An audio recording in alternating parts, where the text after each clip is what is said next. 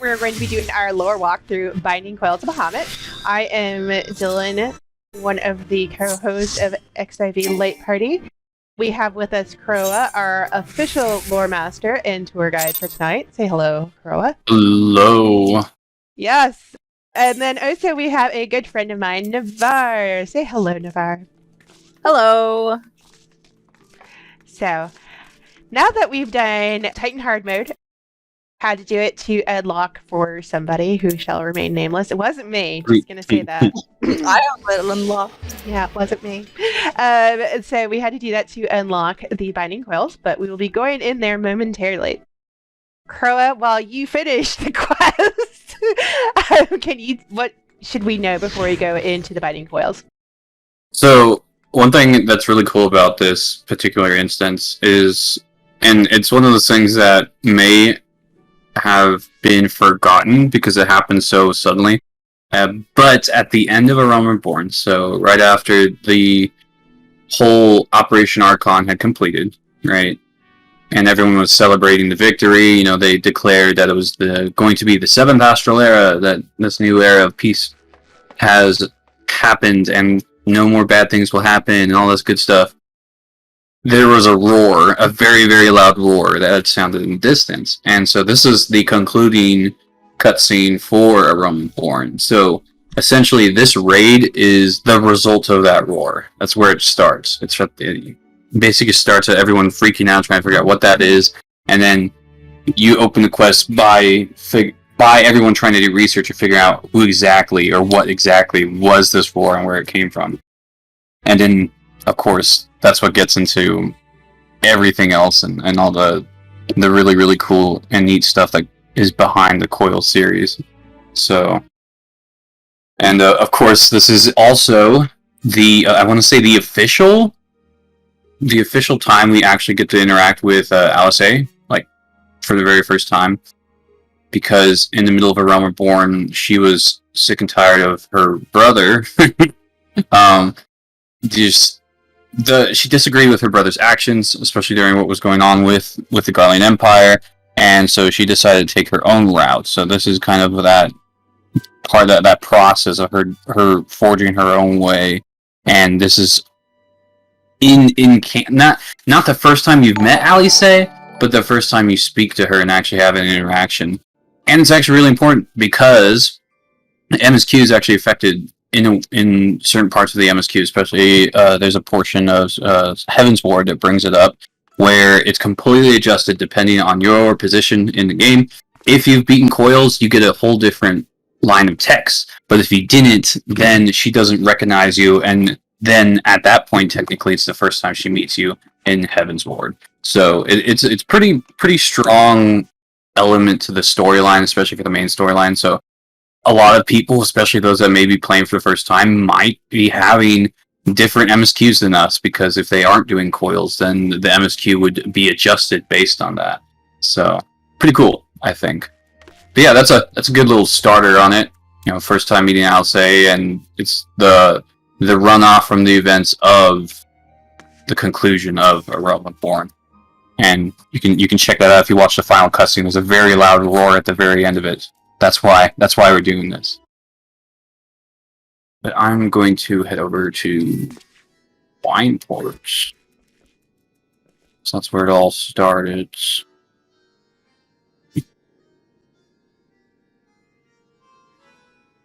Chat saying Nivarr looks like a nerd. Yeah, I was just saying, he does look like a huge nerd, doesn't he?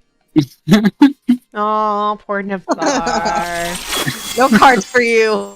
Oh, no! No, I need the cards. Please, give me the cards.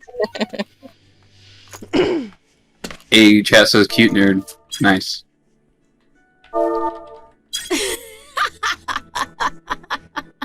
Thanks. You're welcome. It was requested, so, had to do it. So, I just want to say a big thanks to our recent followers, Krakenworks, who requested that I point and laugh at Nivarr, which, was granted because you followed. Had to do it for the followers, Nivarr. I'm sorry. That's okay. Also, to Kala XIV, and crit low. So thank all of you for following us. We really appreciate it. So Nivarr is going to be our healer tonight. So we can't make fun of Nivarr too much because my life literally depends on them. All of the power. Yes. Even though we're going to be doing this unsynced, at least as much of this as we can with the three of us, yeah, we're still going to need healing. It's still going to be interesting, yeah. Point of order. Yeah. Never done any of these. Oh, nice. It's going to be fun then. I've done it on another character, but it was a while back. It was long enough ago that I can't remember. Now, and I've never done it on this character, on Arya. So that's one of the reasons why I kind of wanted to do it, because I know that, and one of the great things I really do love about this game is where those experiences can change those dialogue options. And yeah, definitely. And I was like, I don't want to miss out on that in Endwalker, which is now 38 days from early access. So we're a month and a week of cleaning for me in preparation. Yeah, I don't have inventory space for Endwalker. Oh no, I'm talking about real life cleaning. Like I'm taking off time for the expansion, and my husband knows that. Like I may as well not even ask. Don't even ask for me to do anything. It's understood. It's fine. But I kind of promised like the week beforehand, I'm gonna get like everything in order around the house. I'm gonna clean. I'm gonna vacuum. I'm gonna do the whole 9 yards. So like I said, a month and a week of cleaning. Oh yeah, I already told my job. I was just like, between this time and this time, don't even think about calling me. Like, my phone will be off. My thing is, like, because it's so close to Thanksgiving, am I going to have family members be like, are you coming to have dinner? And I'll be like, no. Not Why not? Starlight Dodo in game. It's like, not this year. This is the 1 year I'm not focused on turkey. But... We could call it Thanks Endwalkering. Right. Maybe not. That doesn't have a ring to it. Thanks XIV? I don't know. Lots of syllables, yeah. You know, that's something that we should do. We should have like an in-game Thanksgiving type of thing, like before Endwalker. Like, hey, we know you're probably playing expansion, but here's some turkey and gravy to support that effort. Exactly. Yeah, you know, have those sandwiches on hand. So yeah, my birthday actually falls a couple weeks after expansion launch, so that's the other reason why I'm like, I'm getting this time, because I'm like, that's why I told my husband, like, that's all I want. You don't have to buy me anything. You don't have to do anything. I just want this time. And it's like, okay, easiest gift I've ever had to do. Sold. Nice. That's awesome. Alright. I want my collector's box to get here before. I know it won't, but I'm so sad about the box. That went so fast. I was I was watching the live letter or the event announcement and literally didn't register that they had put it on sale. Oh, it was gone in minutes. It was literally and then someone messaged me in chat. They're like, "Hey, did you get your collector's box?" And I'm like, did I get my what now? Yeah. And then that's when I realized, I'm like, oh my gosh, it's gone. And like the salt made me so mad. I was just like, I thought they were gonna like announce when it was going on sale. I didn't. No, he dropped go that. On sale. Yeah. So are we ready to go? Yes, I have unlocked the first coil. Okay, let's buckle in. Yeah. Make sure I do unsynced. Yep, that's good. Okay, confirming, because we don't want to go in there synced. That would be a whole other show. I mean, I'm all for blind runs. Right. Yeah, we don't want to do a blind undersized one, though. If I remember correctly, like, the hardest thing about this... I mean, okay, if you do it, like, actual at level... And I better be quiet, we got cutscene. Ooh, cutscene I've never seen before. We will be watching awesome. all cutscenes, yes. Oh. Yeah, they actually, I will say they, I don't know if we'll get to that point, but there's a point in this specific raid series that's just absolutely phenomenal, and everyone needs to get to that point.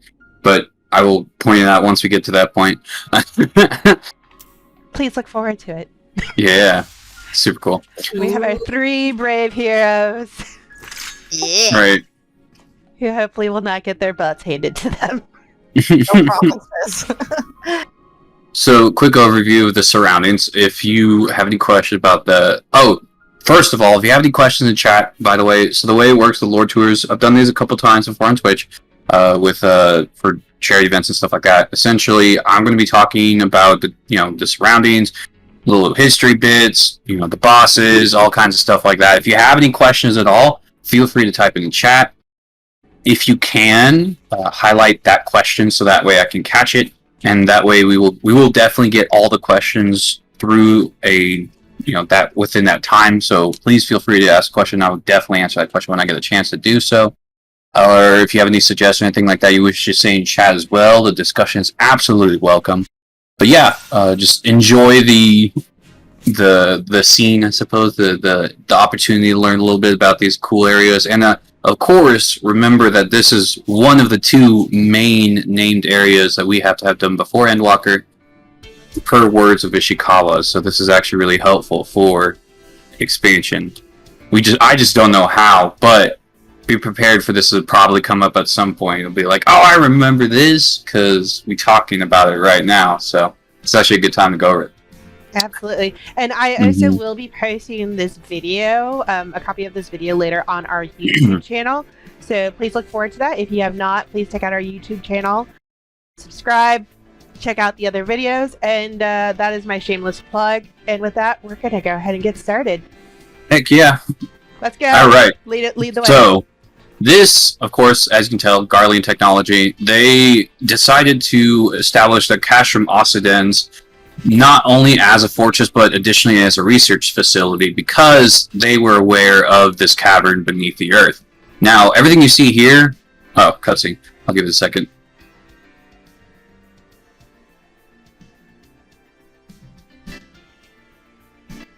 Good cutscenes.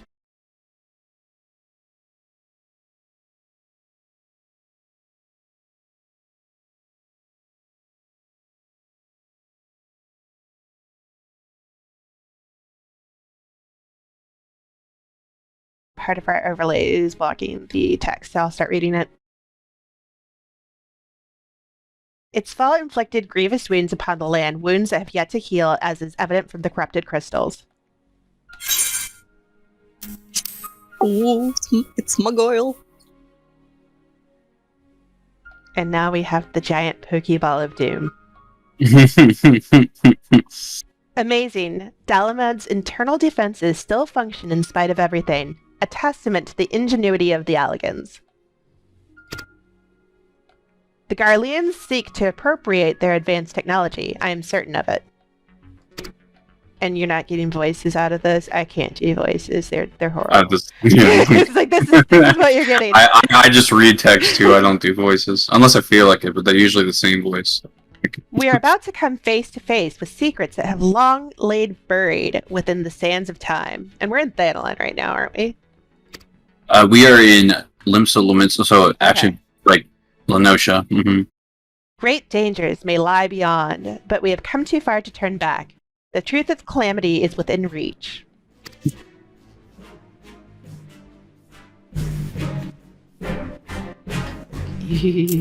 All right. Sweet. So, quick overview of that, as Alice is mentioning, all of these crystals that you see here is a direct result of Calamity. If you've had the opportunity to kind of hear how the characters talk about the world itself, the planet has multiple crossing lines of energy, right? You got the live stream, you got the ethereal flows that travel throughout the planet.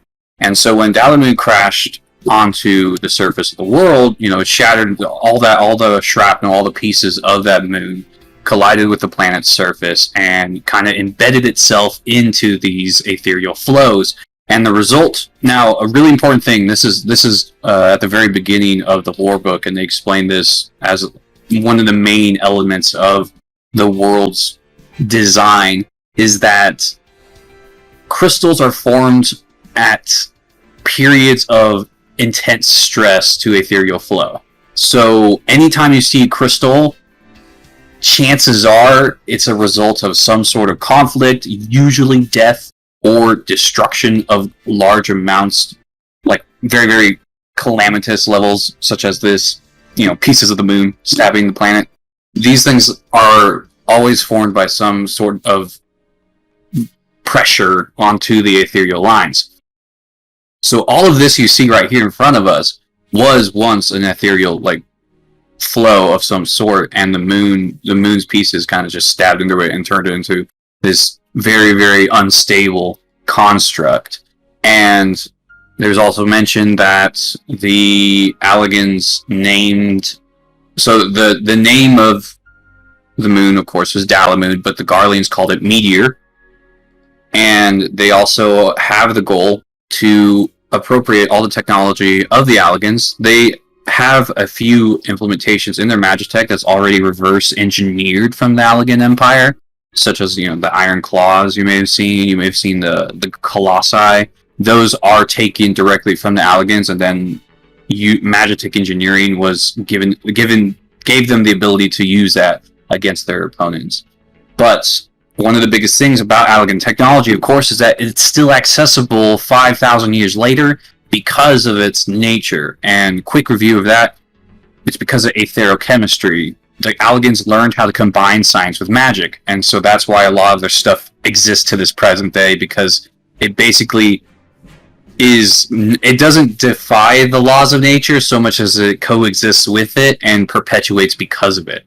So if you're ever wondering why the Allagans are always mentioned, that's a big process. Their aetherochemistry is one of the most, if not the best, science / ingenuity concept to be invented by any civilization in this planet at the time. So a lot of their stuff persists to the modern day because of it. Which is really interesting because, I guess, Eorzeans are the magic side of that, and then the Garleans are the science side of that. So we're kind of two halves of the Allagans. Of the original, yep, yeah.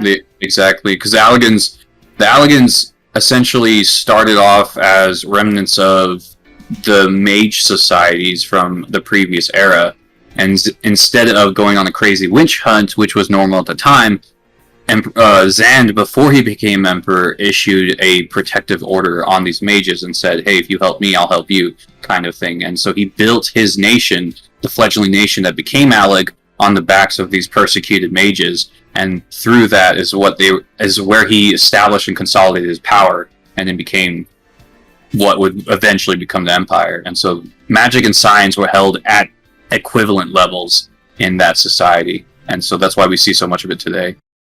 Very cool. Mm-hmm. So I know a lot of people get annoyed at Allagans. I hear it all the time. Oh god, Allagans. But there's a very big reason why. It's not because Allagans. It's because Allagans. It's not because the writers don't have anything else to do. They're very, very powerful. We're very, very powerful, and their stuff is very useful in terms of its existence in the modern world.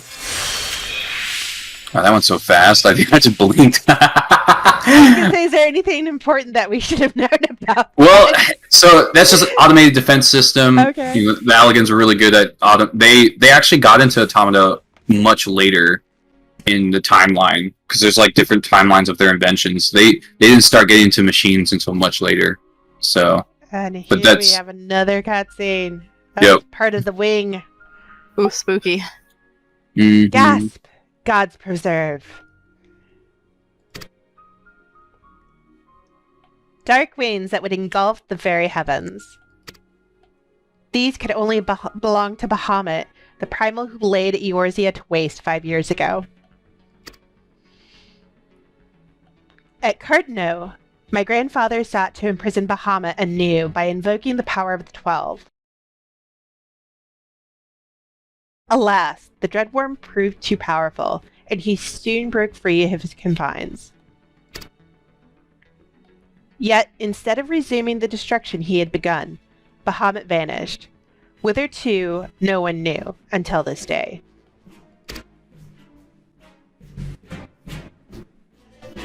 But I do not understand. If Bahamut is truly a primal, how is it that he retains his physical form? That's an important question we will get an answer to much later, so...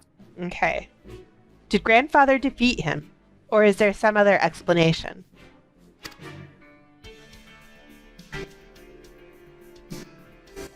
We must press on if we are to learn the truth. Because if I answer now, it'll be a big old spoiler. Yeah, no spoilers, no spoilers. I promise you it will be answered. Double gasp. Yep. And he's gone. Trixie levelers.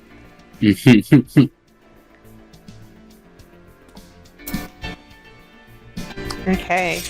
And the recounting that she just went over, if you do want to see it, you can actually catch a visual of that event in the Answers trailer that plays during the opening of Realm Reborn. You actually get to see Bahamut, get to see Dalamud explode, you get to see Luswa do that ritual that she mentioned about invoking the power of the 12. And honestly, Answers trailer is one of the really best, like, I mean, it's the OG, right? So I highly recommend if you do want to check that out. Check it. I know they still have it on the YouTube channel for Final Fantasy XIV, so give that a whirl. Really good stuff. I still like it a lot. Despite it, how old is it now? Oh gosh. Realm Reborn came out in 2013. So yeah, about 8 years. That trailer came out 8 years ago.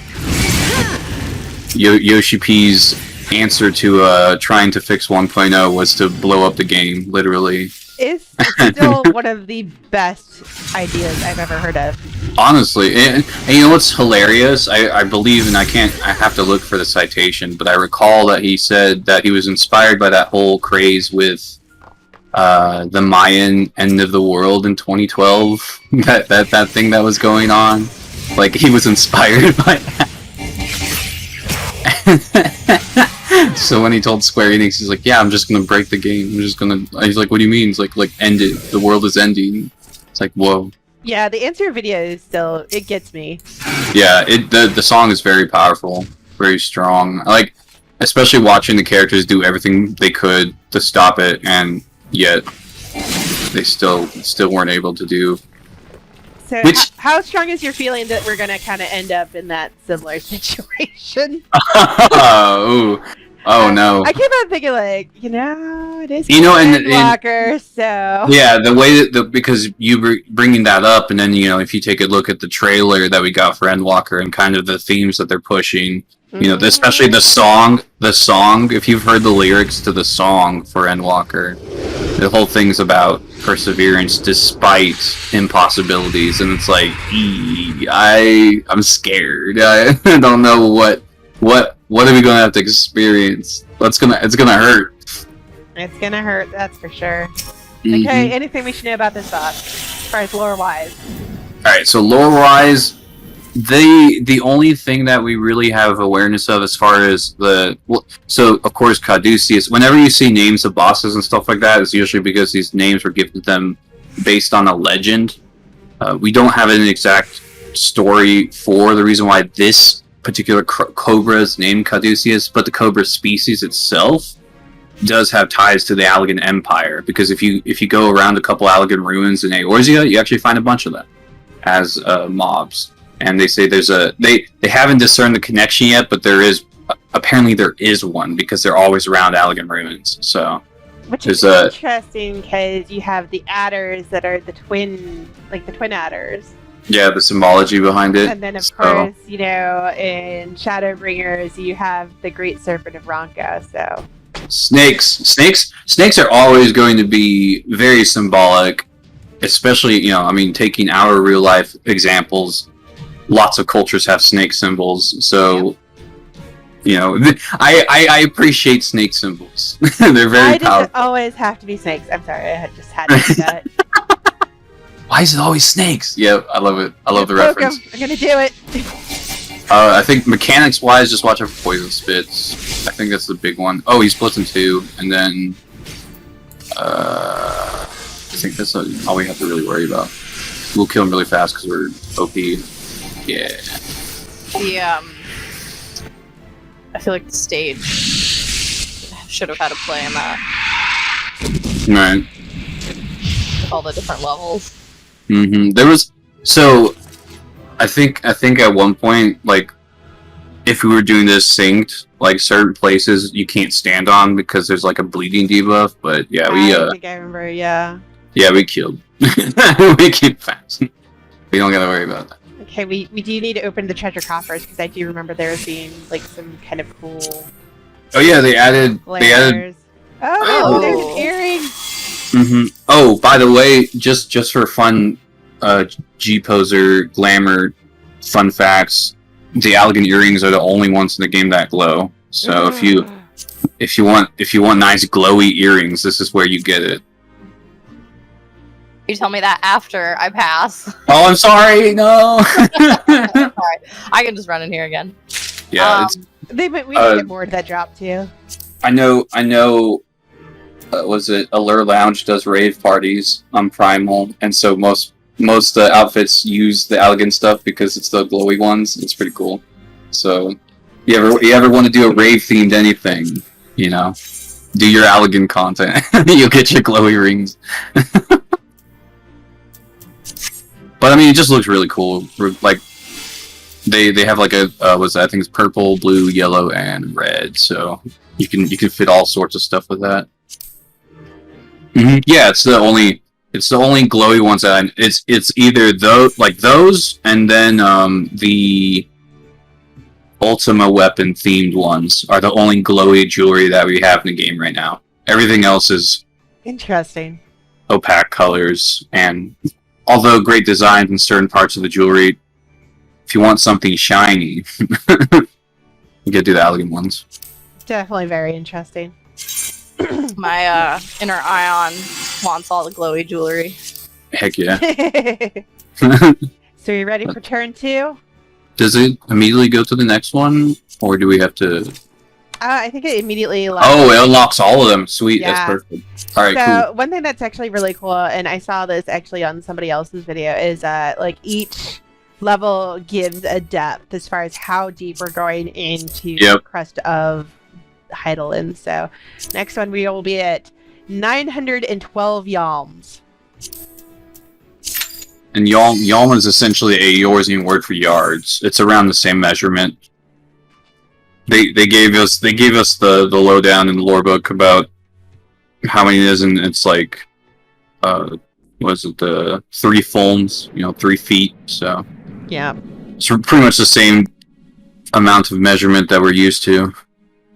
Oh, this place is much darker than the last one. I prefer the glowiness of the last one. That's all you got. Now it only gets worse from here on out. Right. It's Halloween, I guess. I was gonna say, actually, like, one thing that I remember before, the hardest part I found about all the Binding Coils, isn't necessarily the bosses, except for Nail. We'll get to that later. But more so, it's navigating this place. Oh my god. Oh, yeah. Especially that one. I know you're gonna know what I'm talking about. That one where you have to do all the jumping. If I recall, in the original Japanese, this place is called the Great Labyrinth. So that would make sense, yes. Like, it's called Binding Coil in English, but in Japanese it's like Great Labyrinth of Bahamut or something like that. And I'm like, yep.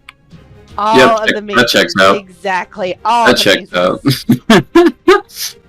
Alright, so mainly this area, it's just a big old defense mechanism, right? They use these orbs, which ADSs have a bunch of different functions, especially in Allagan engineering. They repair things, they rebuild things, they discern that certain things need to be rebuilt, and then they have a network with each other, and it's just like your usual system of like drones or mechanics where they communicate with each other, but they're very much aware of both enemies, and they use these to protect their deepest secrets. So usually if you ever see things like this, especially ADS systems, it's like not everyone was supposed to know about what was going on here. So, but it's pretty cool because you actually can get them as mounts if you do any PvP. If you're interested in rolling around on a giant robotic orb.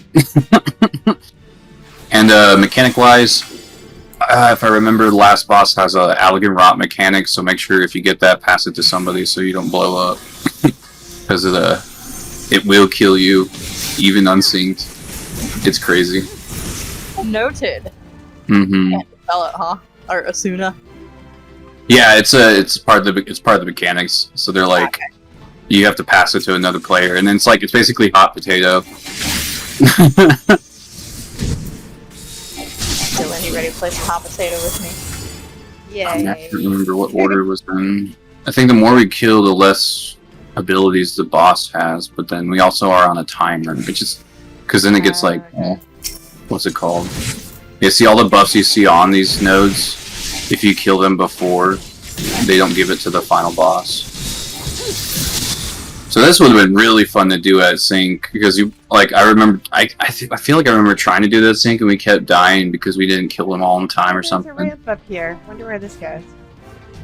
You guys got this, right? Okay. Oh, yeah, should be able to. I think. It'll be fine.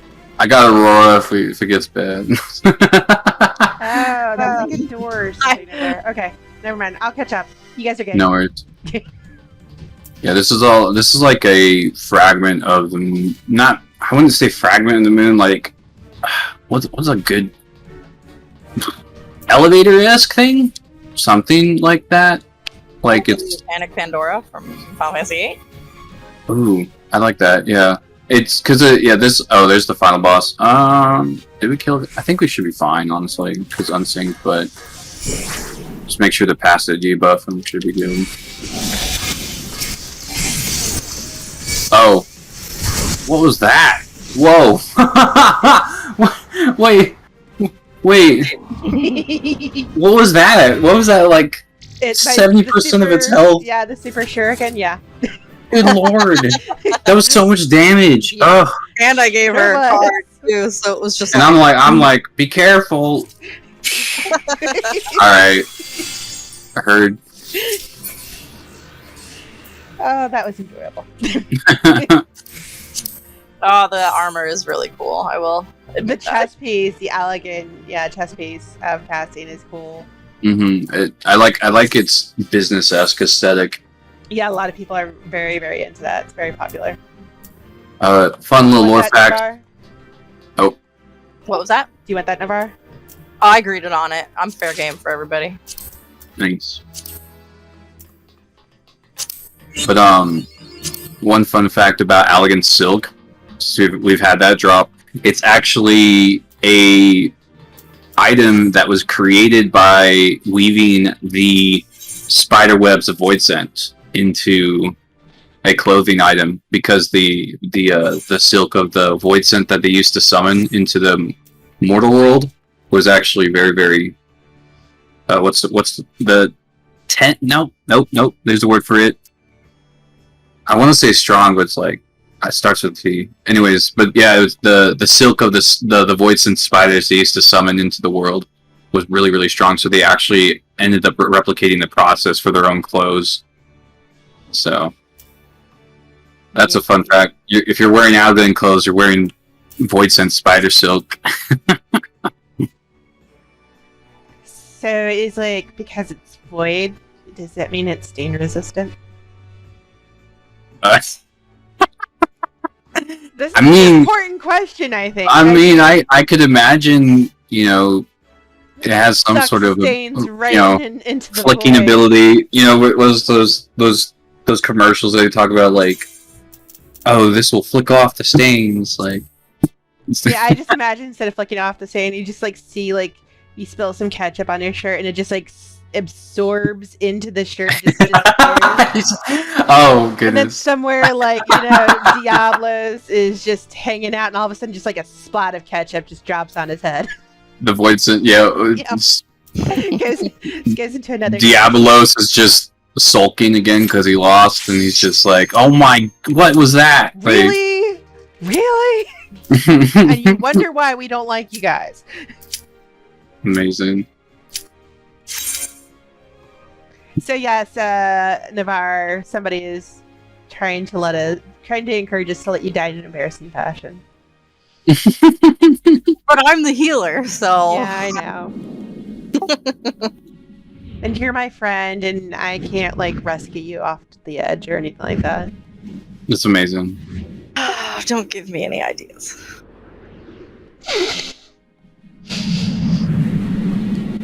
Oh, and it's your squire, no less. Oh. Oh, of course. Worst squire ever. So yes, this is... Oh, this is the other one. Okay, no, this is not the one that I was talking about. It was a pain in the butt, but I do remember this being... This is a pain in the butt as well. It looks really pretty, though. You say that now. Oh, the last one was spoopy. Yeah, this one, I mean, it is pretty, but it gets not so pretty. It just gets annoying. So if you remember these from, like, 10... Yeah. Ooh! Little portals and stuff. Expecting that.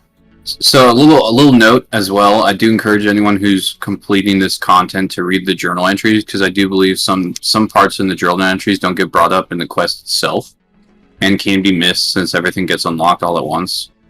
Oh, But let's look at the journal entry. Mm-hmm. Okay, wait, no, I cannot look at the journal. Is it? We'll look at the journal entry after we leave. Oh, I have it. I can help. Okay, read it. So it says, at the depth of 1,233 yalms, your party comes upon the fragment of Dalamud that the Garleans sought. Its true identity is the Ragnarok, a colossal starship which fell away from the Lesser Moon moments before Bahamut burst free of his prison over the Cartano Flats. To reach your destination, you must venture through this relic of ancient Allag. Stay ever on your guard, for every shadow may conceal dangers. So... Okay, I know how this is gonna fit it. Okay, go ahead, sorry. Go ahead. So yes, this is a starship. We are actually inside, so as it states, the engine room of a starship that was docked at Dalamud. So just to put that in perspective, the Allagans, yes, did have the ability to travel in space. That's how... $5 that we're taking the Ragnarok to space, to the moon. I mean, that's the thing. That's the thing. And you know why that's going to probably be a thing? Because you played Final Fantasy VIII, right? I hope it looks like the one you from Final used Fantasy it. Yep.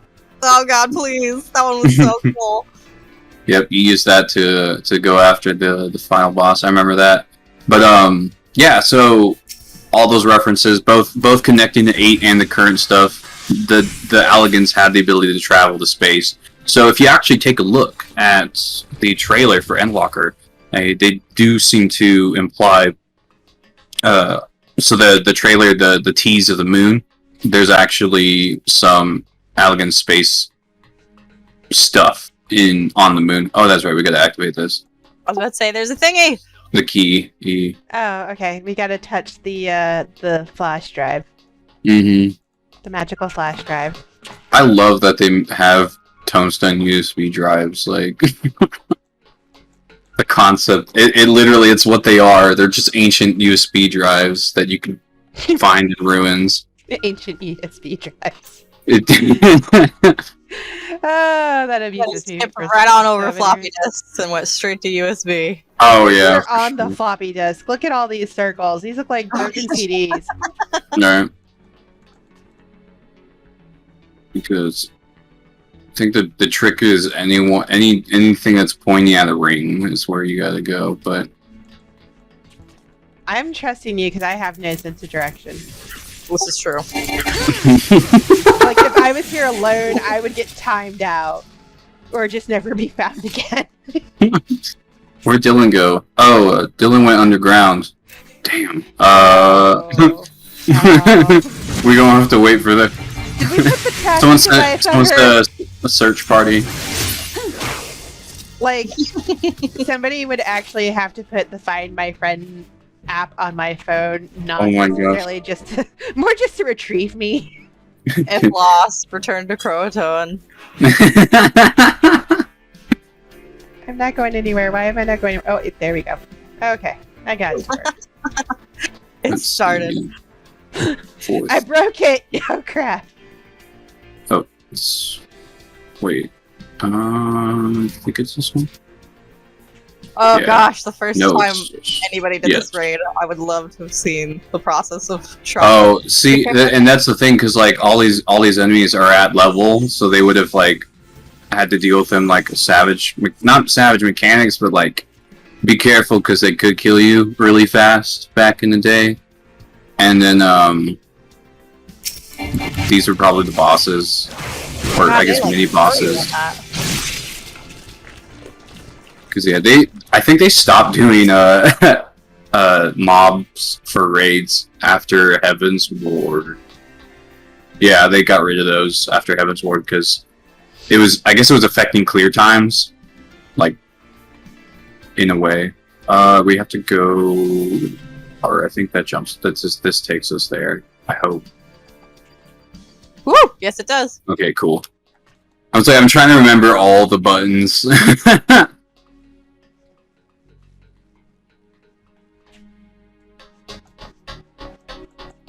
Ooh, we're getting deep. Mhm.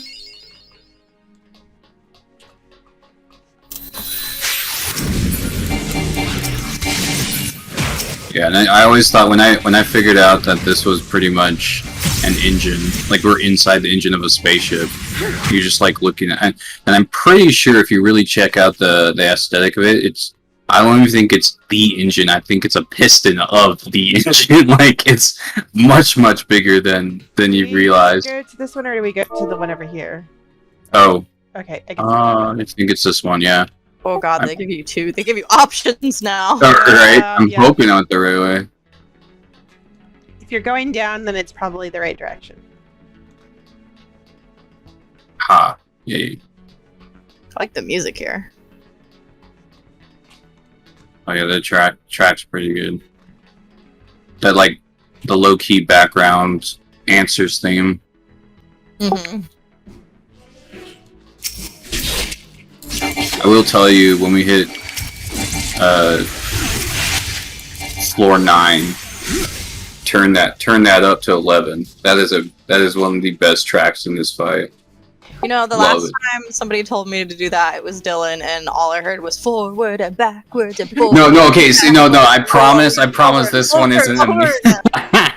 I promise this one isn't a meme song. It's actually a really good but you fight. deserve that because until a couple of months ago, sorry to throw you under the bus, but not sorry, Nivarr had not done Alexander. So Okay. Nivarr did not understand forward and back.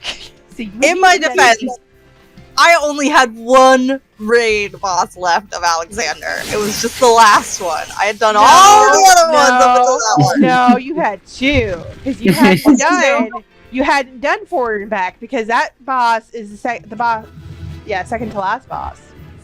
Oh, okay, most of it. I had most of it done. Because Alexander, remember I was saying you're gonna love this. Get ready to use your tank. Seventh raid. Right. And you're like, really? And Fun. like, oh yeah, and it's gonna be awesome. And it was awesome. Mhm. It was. I never get to use my tank, LB. I remember you kept on asking me like, so when do I use it? I'm like, you'll know. Now. Oh yeah. He's big. He's coming up out of the ground. Use it now. Yeah. And Dark Knight has the best one. Oh, it's so good. It's so pretty. Okay, Just tearing into the so- abyss. Moving on to turn 4. Woohoo! At 1,524 yalms below the surface, employing the Ragnarok's drive cylinder as a makeshift lift, your party proceeds towards the main bridge. Yet you must work for every yalm you gain, for Dalamud's internal defenses will not allow you to pass unmolested.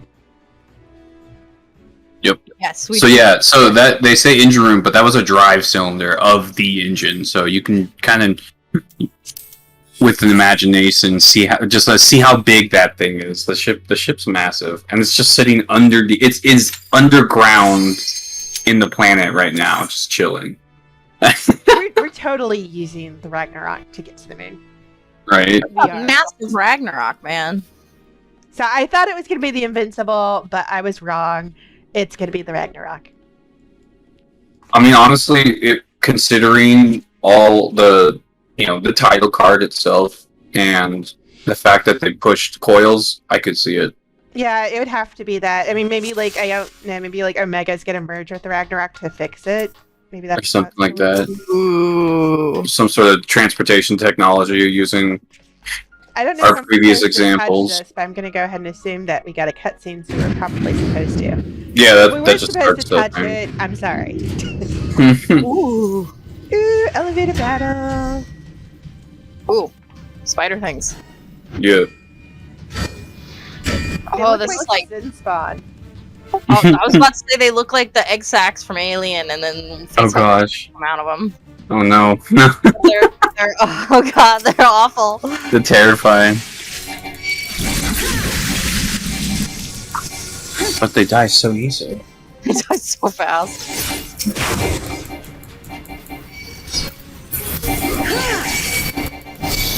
So yeah, this is definitely older technology, or not older. Yes, older technology, but definitely some of the later designs. Because the Allagans were actually they had like technological.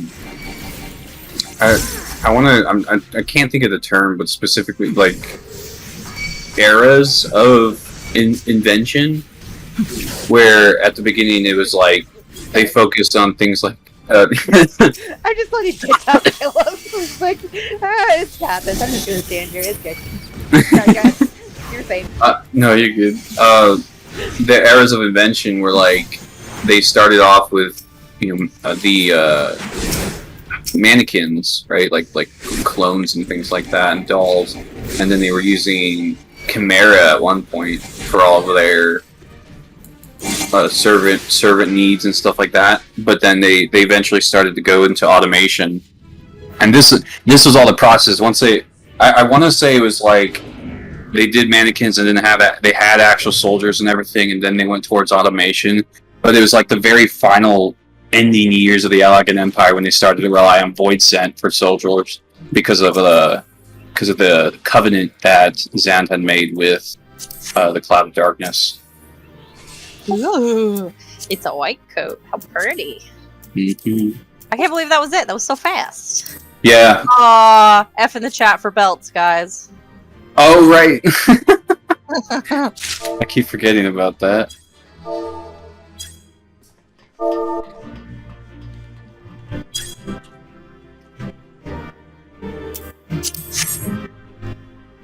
Alas, poor Belts, we knew you well.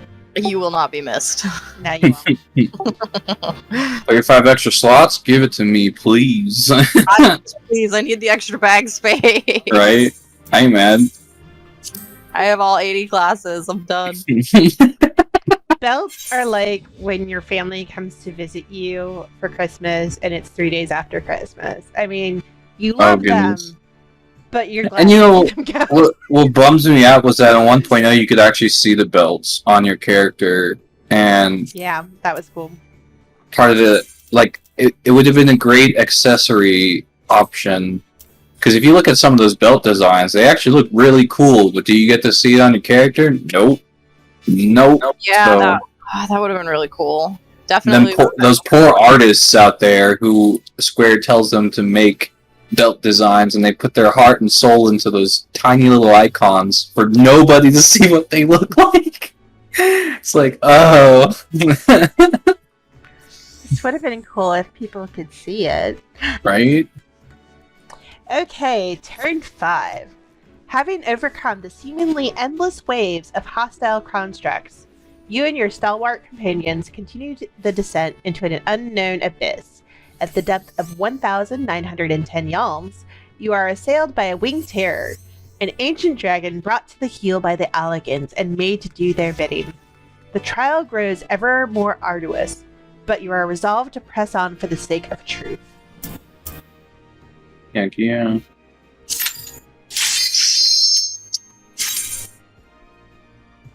Man, Allagans and their dragons. Right? They like their serpents. Okay, big entry cutscene. Ooh, and it's dark again. And hey, look, we're in Bahamut's hand. This is cool. Yep. Not creepy at all.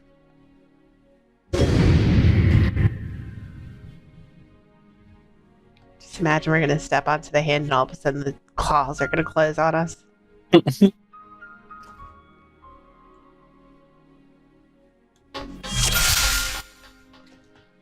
You go first, Nivarr.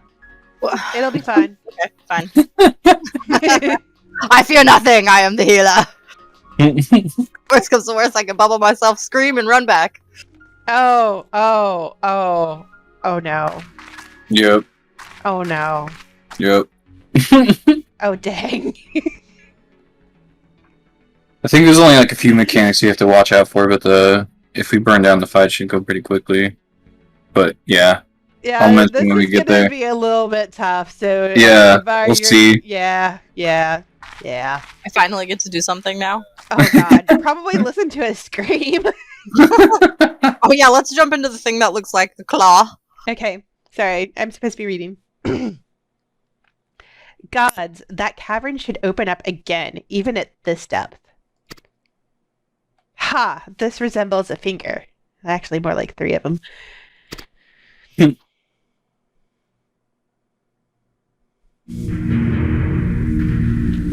Gasp! And so it should. This is Bahamut's hand. You think it's his right hand or left hand? And would Raban be jealous? But anyways. Still teaser? Okay. As with the wings, it seems to be frozen, and for that I count my blessings. But again, I find myself wondering, how is it able to retain physical form? I had assumed that Bahamut's reversion to Aether was the cause of the widespread changes to the realm. But if he is still here, then that theory no longer holds.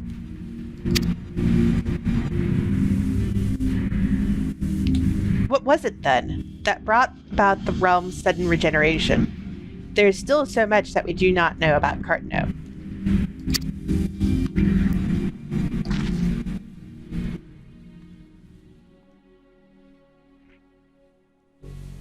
And those questions will also be answered later on. I haven't the slightest inkling how deep these caverns run, but we must continue.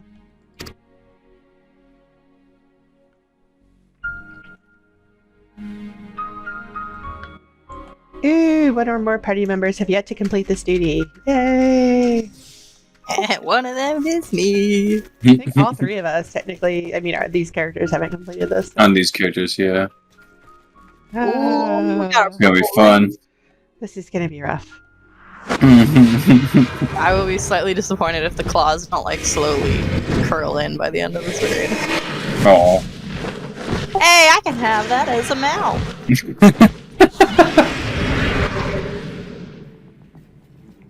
I just spent my feathers on dye instead. So yeah, of course, real quick with this, the reason why, and as it was mentioned about dragons, the reason why dragons are so prevalent in Allagan culture is primarily because during the siege, or during the war against Meracydia, right? This is post-resurrection, so Zand had already passed away, several centuries had passed, generations and things like that, and so the Allagan Empire had fallen into that state of, I guess, so at least for me, every time I read that portion about the Allagan Empire, I like to think of it as like the the WALL-E moment. If you've seen the movie WALL-E, you know how they were all on the ship and kind of not doing anything, and they just enjoy, like that was their life that they got accustomed to when they were supposed to go back to Earth. It's something similar to that. Like the Allagan Empire got to a point where there was no war, there was no conflict, and everyone was comfortable, safe, and happy. And the chief technologist of the empire, whose name was Ammon, you probably know Ammon from the raid. Ammon was like, really big hat. Anyway, yeah, go on. right, fancy attire. Goes, this isn't okay. This isn't acceptable. We're the Allagans. We're the Allagan Empire. We're supposed to be great. We're supposed to be awesome. So Ammon goes on this huge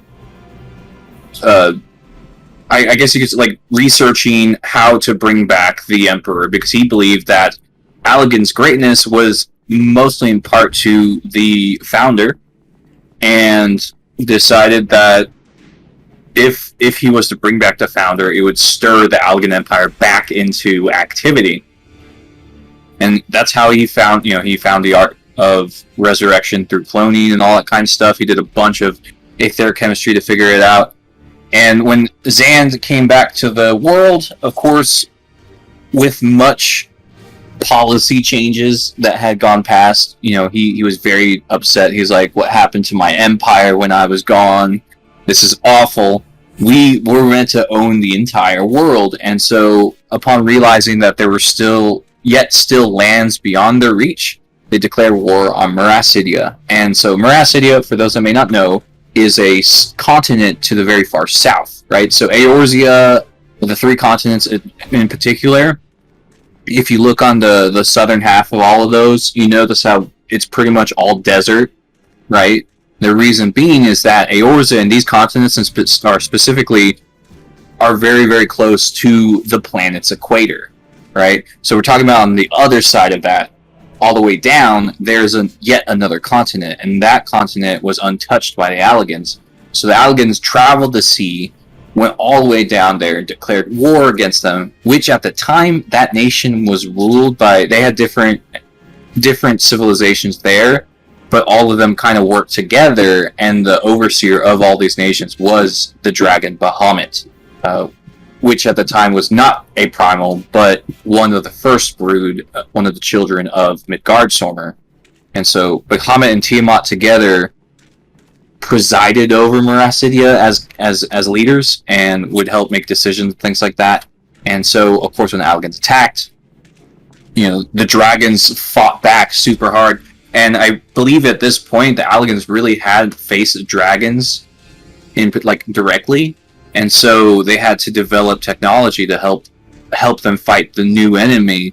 And one of the ways they did that was through Neuralinks, where they would capture dragons live and then shackle them, erase their minds, and force them to serve the Empire as soldiers. So right now, we are fighting one of the original Meracydian wyverns, named Twintania, who's been shackled to the Empire's whim through that giant swirling device on their neck. And so you'll see that pretty often. Anytime a dragon has a Meracydian name, most likely is under the thrall of the Allagan Empire or Bahamut the Prime. So fun stuff there. It's sad because they're not here, if that makes sense. Their minds have been completely wiped, so we're kind of just fighting their last whims, or the last orders they received from the Empire. That's so sad. Yeah. Mechanics wise, okay, so this is going to be a fun fight, as it's been. We mentioned it's a little bit tough because there's some of these mechanics will one-shot you immediately, even unsynced. And so I think let me put the waymark, so that way whenever Twintania goes to do the dive bomb, I want to say where's my waymark? What? Hang on, let me move it. Okay, I don't know how to move it. What? Here? Where do you want it? Here? Yeah, so that little dip right over here. This is one of the safe zones. It's usually the one I go to. I think there's a few others, but whenever you see the dive bomb mechanic, run to that dip. If you're too far away from the dip, I think you go directly into the center and still kind of safe. But the dive bomb will knock you into the edge, and it's an auto wipe. So that's one of those. The other one's Twister. Whenever you see Twister casting, it's going to drop a tornado on the exact point. Like, it's kind of a snapshot mechanic. So wherever you're standing at the point of the cast when it finishes, it's going to drop a tornado. And don't stand in that tornado. It's a one shot. So keep moving and move away from the spot you were standing at the cast. You'll see like little green spots. So as long as you don't hit those green spots, you're good. And I think the last one we have to worry about is the Dread Knight, because the Dread Knight will stun somebody, and if the Dread Knight hits that person after stunning them, that's an auto wipe for them. And there's a lot of one-shot mechanics in this fight. And other than that, I think it's good. There's a transition mechanic where Twin Talon uses like a flare attack, but if you're standing in Neuralink, you're fine. So, yeah, that should be it. If I forgot anything, we'll find out. Oh shoot! I got you. Oh gosh, we're going. I got you. We're live. I got you.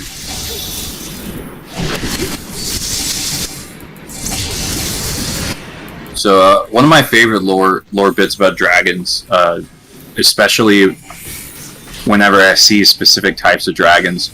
Wait, hold up. What is this health pool? Hold on. Are we gonna? Boom. Why do I keep thinking it's gonna be hard? Why do I keep thinking we're gonna die? And then I just see the monster just drop to literally like 25% of their health, and then I'm sitting there, I'm just freaking out for no reason. Actually, I thought that was gonna be a lot worse too. Oh goodness, that went so fast. Anyways, that yeah, shuriken is pretty awesome. That's awesome. But yeah, if you ever wonder about dragons, so you may have seen, especially in Heavensward, there's different types of dragons, right? There's like turtle-looking one, the shield dragons. You see wyverns. You see all kinds of different types of wyverns. You see the four-legged dragon that likes poison, that kind of stuff. So dragons are very responsive to their environment, particularly the location that they're at, depending on the ether that they're surrounded by. Whatever ether that they find themselves in and the environment that they interact with the most, their bodies will transform to fit into that environment. And so wyverns are their body shapes are designed to interact with wind ether a lot better and a lot more streamlined. And it's kind of the same for the shield dragons. They related and they interacted with a lot more earth aspect to ether, so that's why they develop shells and look a lot more like turtles. So if you ever wonder why there's so many different dragons, it's because they're very, very responsive to the ether that they're surrounded by, which is pretty cool. Oh, and they're not from this planet, by the way. That's a fun little detail. Dragons are aliens. I wonder if we'll find out more about where they're from. So Yeah, Dragonstar stuff. All we know is that... Oh, go ahead, sorry. Yeah, all we know about Dragonstar is that it was in ruin by the time Midgardsormr left, but we don't know, like, historical elements or anything about that in particular, so I do hope we get more about it along the lines of, like, some sort of timeline, if anything.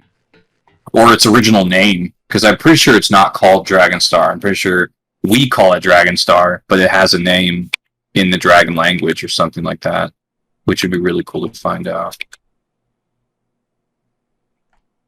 This contraption, it is used to control the saturation of aether. I suppose there's only one way to find out.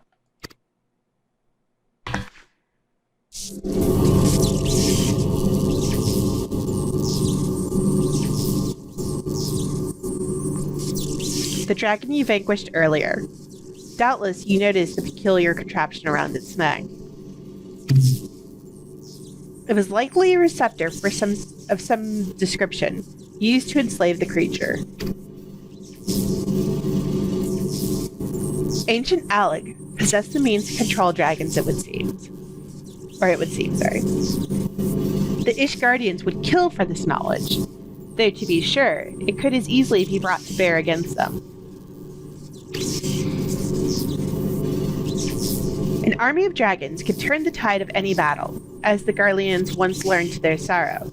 It would not be the least bit surprised if they now sought to exploit this power. Whatever their plans, this serves as another reminder of the might of the Allagan. One cannot help but wonder how so advanced a civilization came to fall.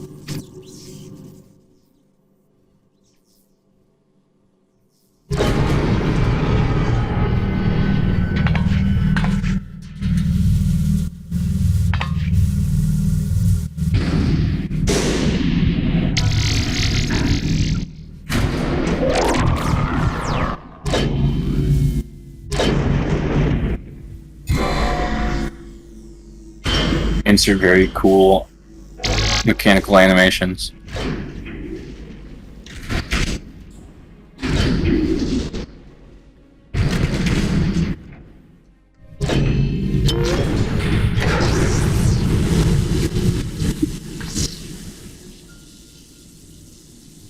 Gods be good.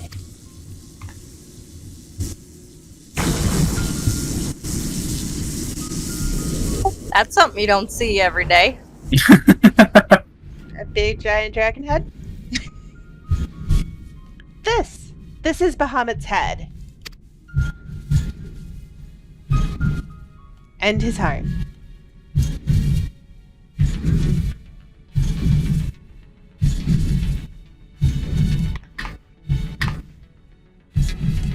And that enormous crystal, it pulsates as if it was his heart, or a heart.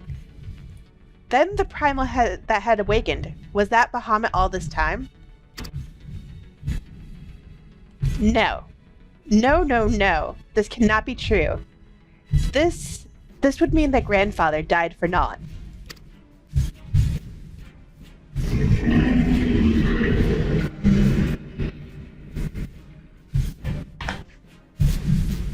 Confound it. We do not know enough to strike at it now. We must withdraw.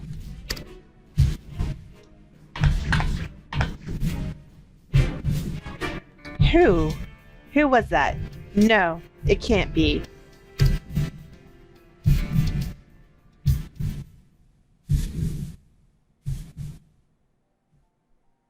Grandfather, is that truly you?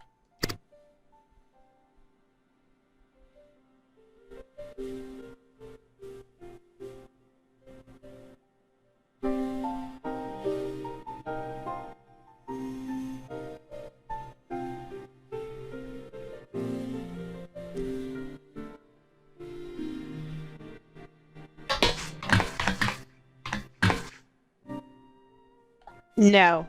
Don't leave me again, please. Grandfather.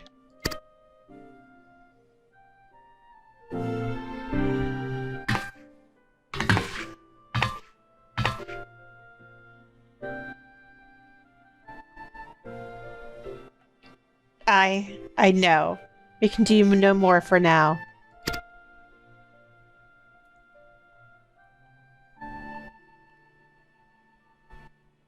Dun dun dun. Yeah, so that was a little bit really lots of I guess semi big reveals, pretty big reveals. So of course, you know, we are still on the Ragnarok. We're still on the starship. One of the starship's primary functions is to maintain the physical form of Bahamut, and so you can kind of see that reconstruction taking place right now, which is pretty cool. They also mentioned something in the beginning. It was a kind of a passing phrase, and it's one of my. I do like that they do bring reference to a lot of stuff in the past and character conversations.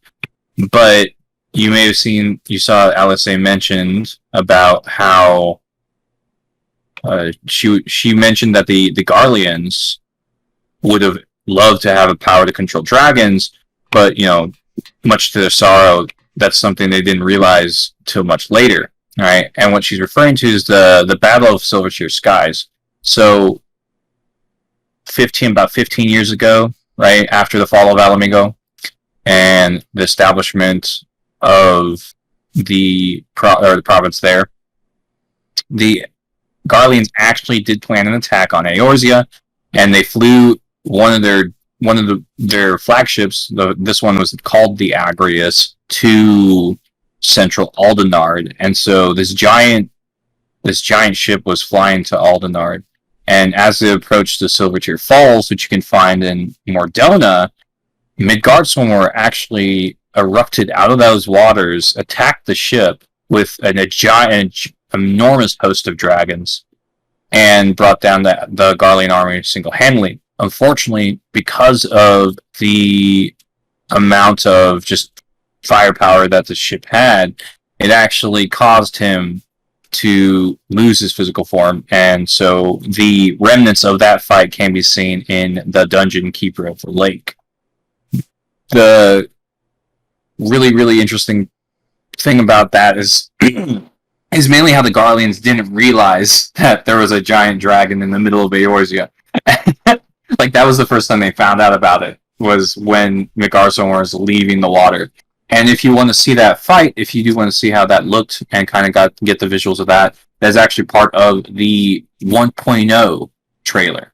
So when they were releasing the original build of the game, the trailer that they used to advertise it was the Battle of Silvertier Skies. But I guess the main character that's supposed to represent the Warrior Light in that trailer is having an echo vision of it. They weren't actually there when it happened, so nice little nod to a 1.0 event, kind of a 1.0 historical event that you see in the trailer. And then, of course, the whole concept of Bahamut and pointedly, very specifically, the crystal that is Bahamut's center. And I think that's going to be very, very, very important later on, especially in the series as a whole, but in general for Primals, the fact that they have a giant crystal heart. So there you go. First coil completed. And yeah, Luswa's here too, so a Wido. Oh yeah. No, and one thing that actually, like, just to take a moment to appreciate, like, 1.0, I remember that trailer, and I remember being so excited for the game. But then, 1.0 came out, and it was less than stellar, to put it Yeah. But then, then they brought on Yoshi P. Yoshi P did the whole Realm Reborn, and that revived the game. It made it, not only playable, but it made it, an enjoyable game for those who played it. But, to think about where we were at 1.0, here's this game that is pretty much on the verge of collapse. It was that bad. It was pretty much unplayable.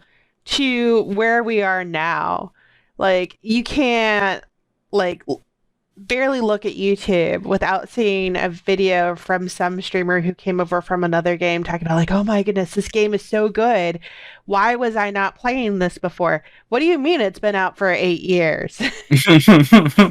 I love this one video, like, where there was this guy who was convinced, like, oh no, this only came out a year and a half ago. And, like, I just don't know how I didn't know about it a year and a half ago. Like, oh no, this has been around for a while.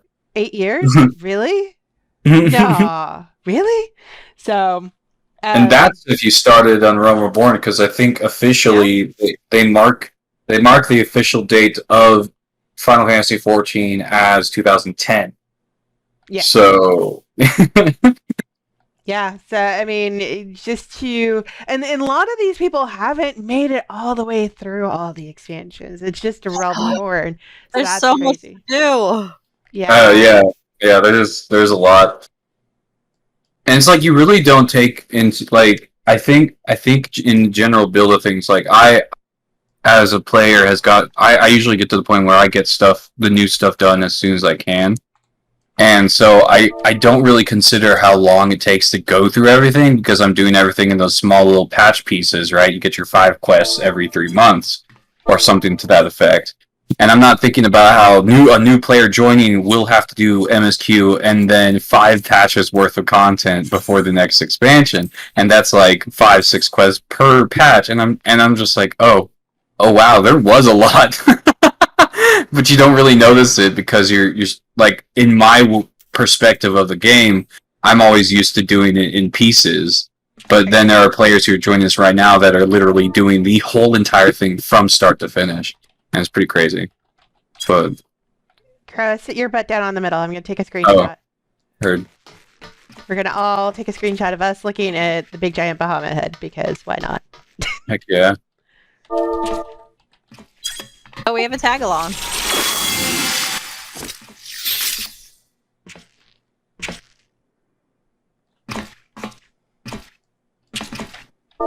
It's like, I know that cutscene was supposed to be emotional, but we're gonna take a minute to. This is just us appreciating the big giant dragon head. Big giant dragon head. That is maintaining its physical form because of giant spaceship. Yeah. That's so dark. Yep. This is going to be important later. You're going to be glad I took this picture when you get older. Just saying. Things that parents have said for 1,000. I was going, should I say, hey, Mom? My goodness. You're going to be glad that I took you on this little family trip here, okay?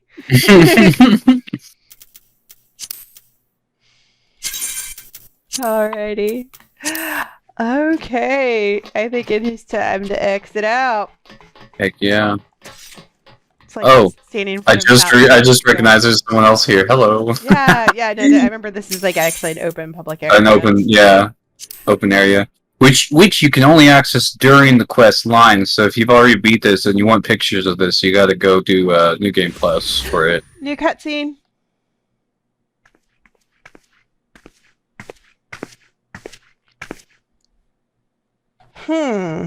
But this looks like Thanalan. Mm-hmm.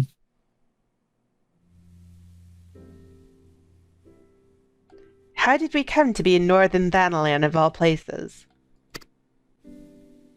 But such details matter little. Grandfather is alive, Arya.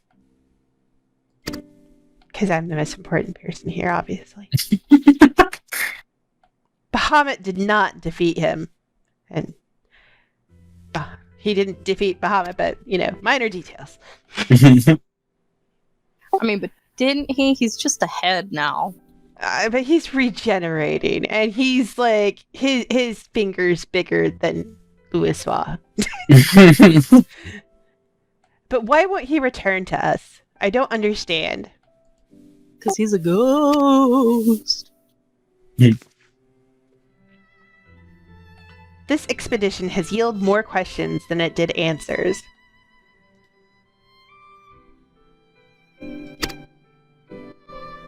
At any rate, we would both do better for a rest. Let us return to the Waking Sands and reflect on what we have seen. Oh, yes. At least she didn't say pray return to the Waking Sands. Of course. That saved Alizé right here. Thank you, Arya. Without you, none of this would have been possible.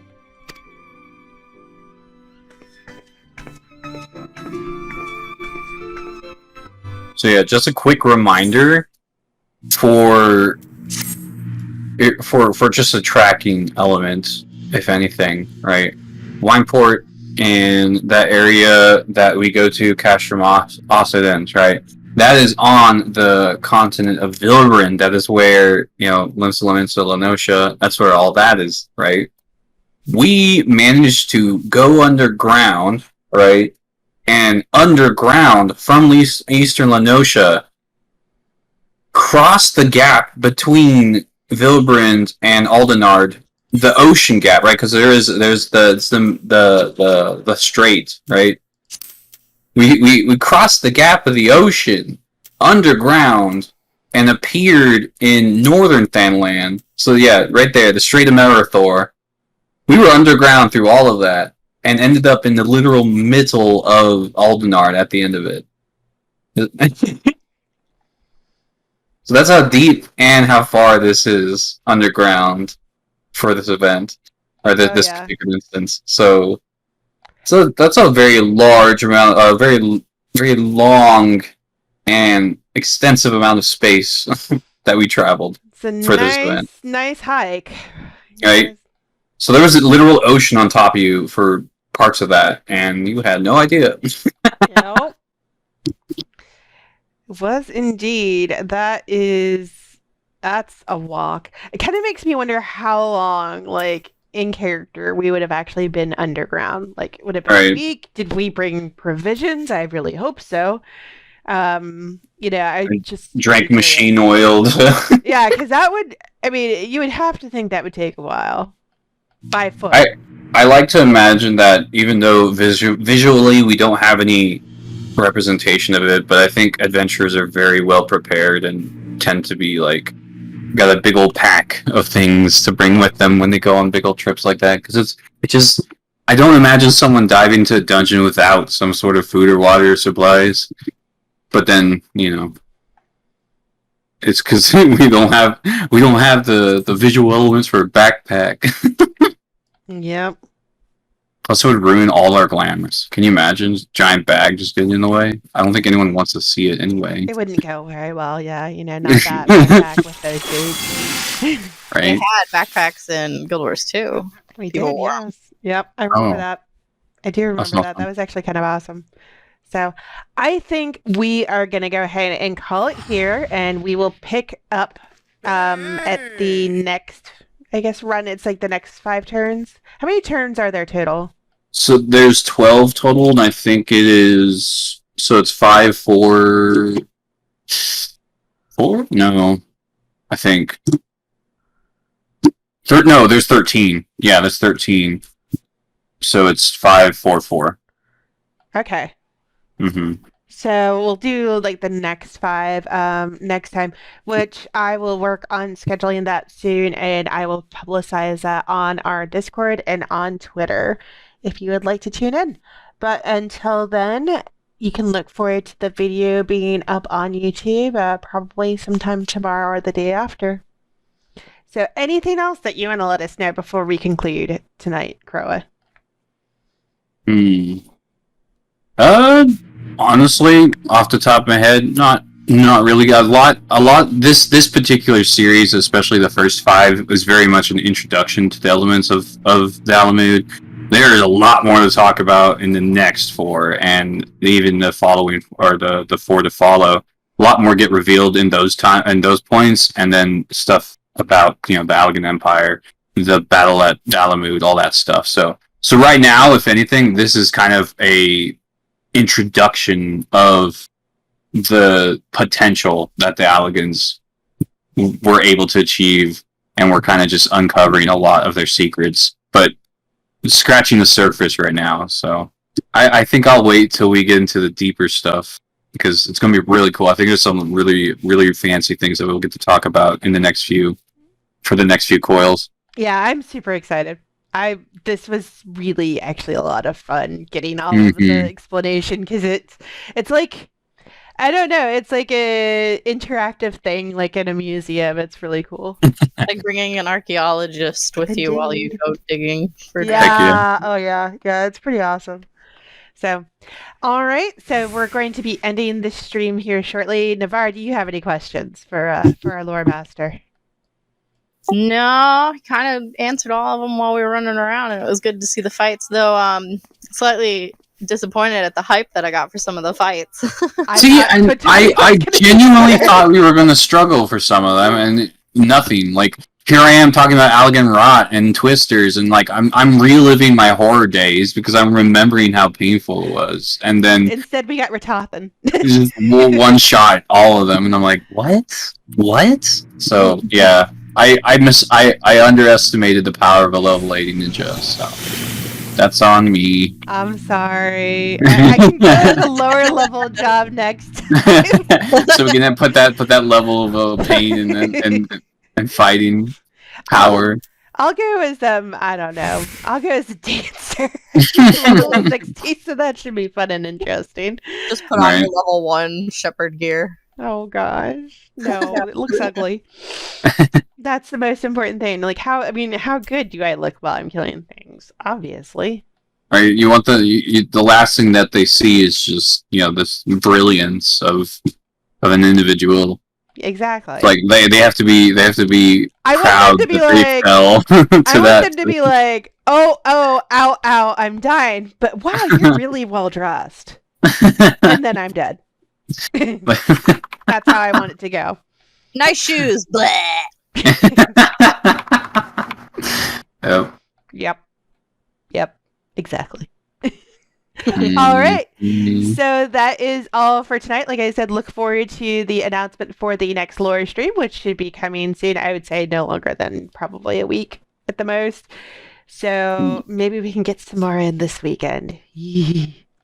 Heck yeah. Yeah, that'd be fun. Alrighty. Until then, thank you guys for watching. We really super appreciate it, and hope you enjoyed the time. Good night. Bye. Bye.